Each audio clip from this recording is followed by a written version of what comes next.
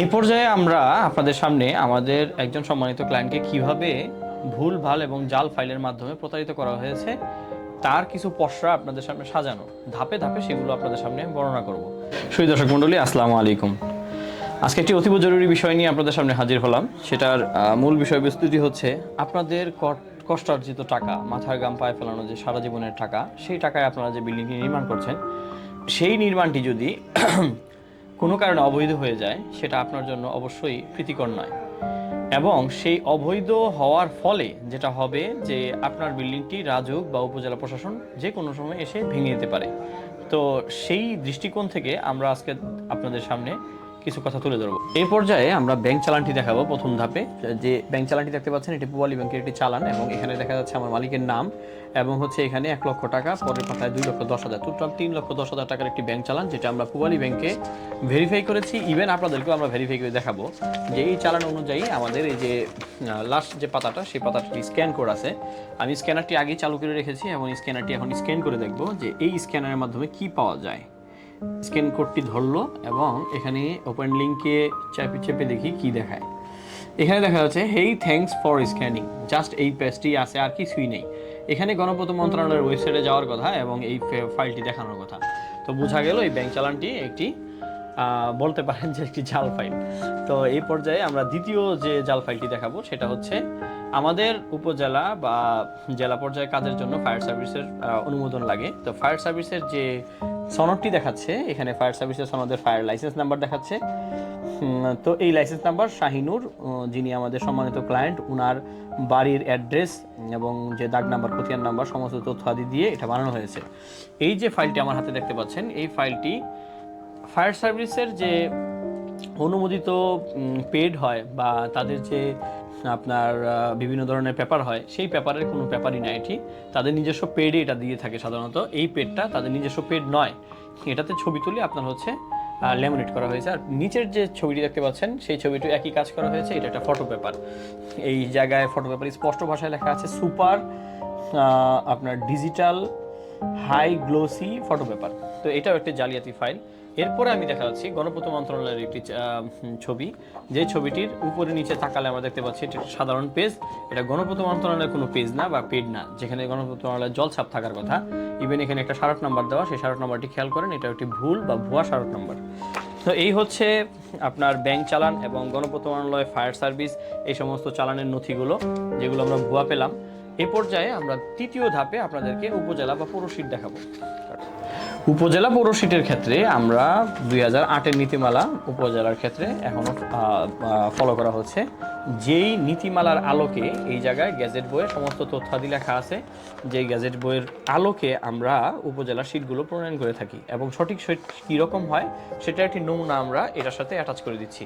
এখন এই জায়গায় এই উপজেলা আমাদের যে নীতিমালা, এই নীতিমালা অনুযায়ী কী কী অসঙ্গতি বা কী কী গরমিল আছে সেটা আমরা একটু দেখে নিই।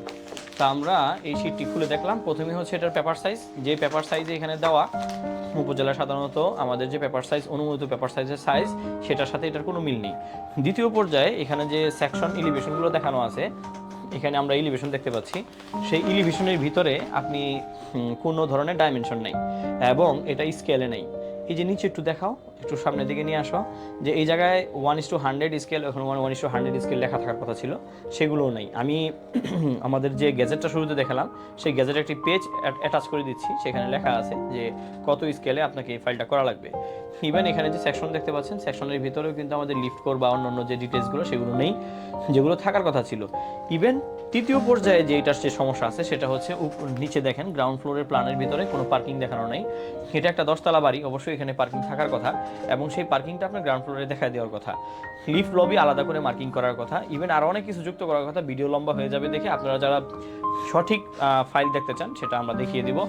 এটার পাশাপাশি আপনি এই জায়গার টিপিক্যাল ফ্লোর প্ল্যানটা দেখেন, যে ফ্লোর প্ল্যানে আপনার দুইটা ইউনিটে কোনো এন্ট্রান্স নেই। এই যে এই ইউনিটটায় কোনো এন্ট্রান্স নেই, এই ইউনিটটায় কোনো এন্ট্রান্স নেই। ইভেন এই ইউনিটগুলোতে কোনোটার ভিতরে লিভিংয়ের বাহির থেকে কোনো এয়ার ফ্লো হওয়ার কোনো সুযোগ নেই, যার কারণে এই ড্রয়িংটা কোনোভাবেই সরকারি অনুমোদন পাবে না। ইভেন পরবর্তী প্ল্যানগুলোরও একই অবস্থা, আমি সবগুলো খুলে খুলে বললাম না। আর এখানে চতুর্থ পর্যায়ে যে গরমিলটা আমরা পাচ্ছি সেটা হচ্ছে স্ট্রাকচারাল ফাইল দেওয়া। এখানে 1টা 2টা 3টা 4টা 5টা 6-7টা স্ট্রাকচারাল ফাইলের কিছু অংশ, আংশিক অংশ দেওয়া, যার কোনো রেফারেন্স নেই। অর্থাৎ একটা স্ট্রাকচারাল ফাইল যদি হয় তো সেই ক্ষেত্রে আপনাকে column layout, footing layout, even অন্যান্য যে কাজগুলো আছে সেগুলো কমপ্লিট করার কথা, সেগুলো কিন্তু এখানে অনুপস্থিত। ইভেন সবচেয়ে গুরুত্বপূর্ণ সেকশন হচ্ছে এই পঞ্চম পর্যায়ের যে অনুমোদন বা অ্যাপ্রুভাল পার্টি। অ্যাপ্রুভাল পার্টিতে অবশ্যই আপনাকে ফ্লোর এরিয়া রেশিও এবং সেটব্যাক এই এরিয়াটার ভিতরে সংযুক্ত করা লাগবে। ইভেন যে সাইনিং পর্যায়ে, আমরা ষষ্ঠ পর্যায়ে যে কথাটি বলবো সেটা হচ্ছে সাইন নিয়ে। ইনস্টিটিউট অফ আর্কিটেক্ট বাংলাদেশের একজন প্রতিনিধি সিগনেচার লাগবে এখানে, এবং ইনস্টিটিউট অফ ইঞ্জিনিয়ার্স বাংলাদেশ যিনি এই ডিজাইনটা করছেন তারও এখানে একটা সিগনেচার দরকার ছিল, কিন্তু এখানে কিন্তু সেগুলোও অনুপস্থিত। এখানে যে সাইনগুলো দেখতে পাচ্ছি আমরা, একজন আইডিবির, আরেকজন। আমরা এই পুরো বিষয়টা শেষে একবারে সপ্তম পর্যায়ে যেটা পেলাম সেটা হচ্ছে যিনি সাইন করেছেন ইনি ভূমির মালিক না, ভূমির মালিক তার ওয়াইফ। তো এখানে ভূমির মালিকের নামের পরিবর্তে ভূমির মালিকের হাজব্যান্ডের সাইন দেওয়া। অর্থাৎ এই 7টা সেকশন যেটা আমি দেখালাম এগুলো সবগুলোই গরমিল। তো সেই গরমিল থাকা ফাইল কোনো কারণে যদি আপনার ছাদের বাড়ি, আপনার কষ্টার্জিত টাকার বাড়ি যদি এইভাবে অনুমোদন হয়ে যায়, সেই ক্ষেত্রে আপনার পুরো টাকাটাই চলে যাবে, যেভাবে আমার এই ক্লায়েন্টের টাকাটা চলে গিয়েছে। তো এই পর্যায়ে আমরা শেষ দিকে চলে আসছি। আমরা ওয়ার্কিং প্ল্যান এবং ওয়ার্কিং প্ল্যানের সাথে আরও যে সমস্ত ফাইলগুলো জালিয়াতি করা হয়েছে সেগুলো আপনাদেরকে দেখাবো। এই পর্যায়ে আমরা যে ফাইলগুলো দেখিয়েছিলাম আপনাদেরকে, এগুলো অ্যাপ্রুভাল সংক্রান্ত ছিল। আর এখন যেটা আমরা দেখাচ্ছি সেটা হচ্ছে ওয়ার্কিং সংক্রান্ত ফাইল। এখানেও যে গুজামিল বা ফেক, যা ফ্রড বা আপনি গরমিল ফাইল, সেটা আমরা আপনাদেরকে দেখাবো। প্রথমে যে 3D দেখতে পাচ্ছেন সেটা আমাদের আর্কিটেকচার ফাইলের সাথে কোনো মিল নেই। এই 3Dর পরে আমাদের এখানে হচ্ছে পুরো যে বিল্ডিংটার যে ডিসক্রিপশন সেটা থাকে, সেখানে আপনার যে জমিতে বিল্ডিংটি হচ্ছে তার আদ্যপ্রান্ত এবং মালিকের পরিচয় দেওয়া থাকে বা একটি কভার পেজ থাকে, সেটা নেই। এখন শুরুতেই চলে আসলো হচ্ছে আমাদের একটি গ্রাউন্ড ফ্লোরের প্ল্যান, যেখানে কার পার্কিং বলতে কোনো কিছুই দেখানো হচ্ছে না। ইভেন এখানে আমি আপনাদেরকে একটু শর্ট করি যে এখানে এক একটা পাতা 12 পাতা করে। তো প্রথম যে পাতাটা দেখছেন সেটা 12 পাতা। আমি প্রথমটাই শুধু আমি আপনাদেরকে দেখাবো যে 12 পাতা সেম টু সেম। এই যে এটা হচ্ছে 6 ফ্লোর, এইভাবে প্রত্যেকটা ফ্লোর 10 ফ্লোর পর্যন্ত সেম টু সেম। তো আমরা প্রথমে একটা পাতায় 12 পাতা পেয়ে গেলাম। এবার দ্বিতীয় পাতায় আসি, দ্বিতীয় পাতাও আমরা 12 পাতা পাবো। এখানে যে কার পার্কিং ছাড়া যে গ্রাউন্ড ফ্লোরের ডিটেল প্ল্যানটা দেখলেন, এরপরে যে পাতাটা দেখতে পাচ্ছেন এটাও 12 পাতা। আমরা 12 পাতা আবার দেখাই আপনাদেরকে। অর্থাৎ প্রথম পাতাটা আমরা 12 পাতা পেয়েছি, এবার দ্বিতীয় পাতাটা আমরা 12 পাতা পাবো। সবগুলো পাতা সেম টু সেম, অর্থাৎ copy paste copy paste copy paste, হ্যাঁ, দিয়ে আমাদের 24 পাতার ডিজাইন শেষ। এবার আমরা আবার আরেকটি 3D দেখতে পাচ্ছি যেটা আর্কিটেকচার ফাইলের সাথে কোনো মিল নেই। এখন আমরা ইলেকট্রিক্যাল প্ল্যানে চলে গেলাম, যেখানে কিন্তু আমরা আর্কিটেকচারাল প্ল্যানে প্রথম দিকে যেটা আর্কিটেকচার প্ল্যান হওয়ার নেই, সেখানে 2 পাতায় কিন্তু আমরা 24 পাতা রেখে আসছি। এবার আমরা ইলেকট্রিক্যাল প্ল্যানে এক পাতায় আমরা 12 পাতায় চলে যাব।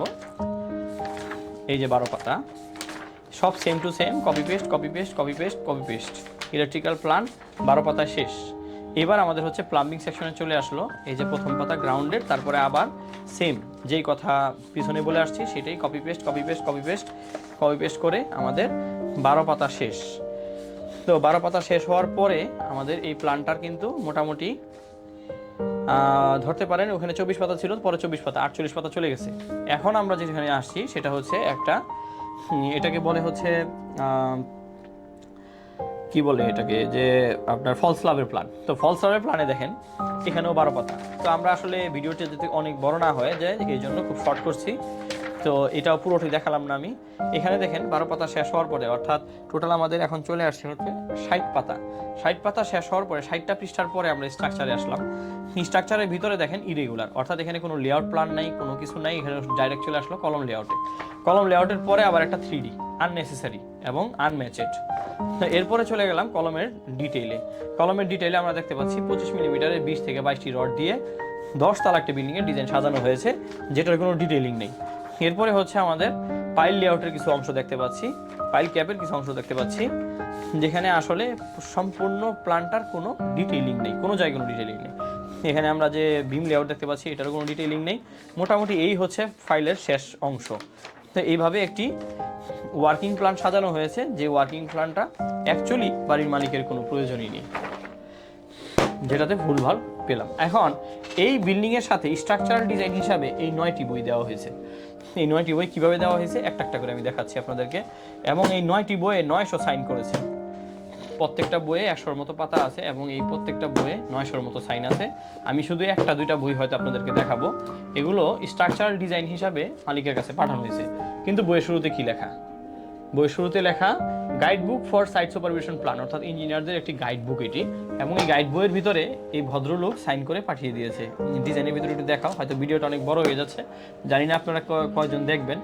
এবং একটু জুম করে দেখাও যে এখানে ডিজাইনারের সিল এবং স্বাক্ষর দুইটাই উল্লেখ করা। এবং প্রত্যেকটা পাতায় যেই পাতায় আপনি খুলবেন সেই পাতায় ওনার সিগনেচার পাবেন। যেই পাতায় খুলবেন, এটা একটা গাইড বই, গাইড বইয়ের ভিতরে সিগনেচার করে আমাদের যিনি মালিক তার কাছে এই 9টা বই স্ট্রাকচারাল বই হিসেবে দেওয়া হয়েছে। তো যে বা যারা ডিজাইন করে বিল্ডিং করেন, আপনারা এই ধরনের জালিয়াতি বা গরমিল ফাইলের মাধ্যমে নিজেদের ভবিষ্যৎ অন্ধকার করবেন না, নিজের সাধ্যের টাকায় কোটি টাকার প্রজেক্টকে বিপদে ফেলবেন না।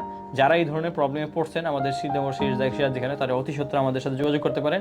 আমরা একটি তদন্ত কমিটি বানিয়ে রেখেছি যেখানে আপনাদের ফাইলগুলোকে সার্চ করে সঠিক দিক নির্দেশনা দেওয়ার মাধ্যমে আপনাদেরকে সাহায্য করার জন্য আমরা সবসময় আপনাদের পাশে আছি। প্রত্যাশা ব্যক্ত করে সালমান শেখ ইঞ্জিনিয়ারিং ফার্মাস লিমিটেড কোম্পানি থেকে আজকের মতো বিদায় নিচ্ছি। আসসালামু আলাইকুম।